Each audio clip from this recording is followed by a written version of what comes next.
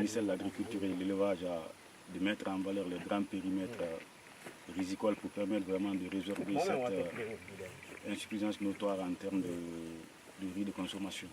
Et dans cette initiative, le département a choisi un certain nombre de domaines dans les préfectures pour pouvoir vraiment assurer une production massive. C'est le cas notamment à Farana, où, à part les centres, les centres de Yatia et de Tindo, il a été décidé de mettre le domaine de Wansi dans Beléa en valeur. Ce domaine que nous visitons aujourd'hui fait 160 hectares, qui a toujours été mis en valeur par les gouvernements précédents.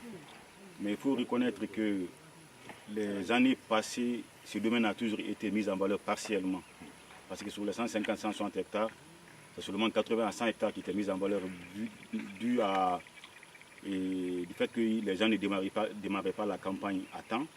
Et vu que c'est des zones des fois qui sont inondées, donc il faut très tôt commencer le lab pour pouvoir vraiment être à jour, notamment le respect du calendrier agricole.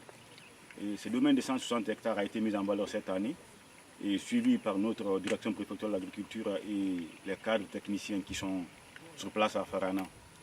D'énormes moyens ont été déployés, notamment des tracteurs et des semences de qualité, de l'engrais, de l'herbicide total et sélectif et des moyens financiers pour pouvoir assurer la main d'œuvre.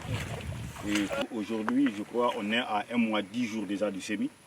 Et ce qui est là déjà nous rassure et est reluisant parce que ça promet vraiment une récolte vraiment intéressante. Et la mission de suivi de la campagne agricole s'est intéressée spécifiquement au domaine parce que ce n'est pas facile de trouver des domaines de plus de 100 à 160 hectares ou de 200 hectares mis en valeur dans le pays. Et ce domaine aujourd'hui, je crois, en plus de ce que nous sommes en train de faire à Famouila, sont des références pour le département en termes de mise en valeur des grands périmètres. On l'a toujours dit, cette année, on a commencé la campagne un peu tard, mais cela n'a pas découragé à travers la motivation de nos cadres à avoir d'abord ses premiers résultats.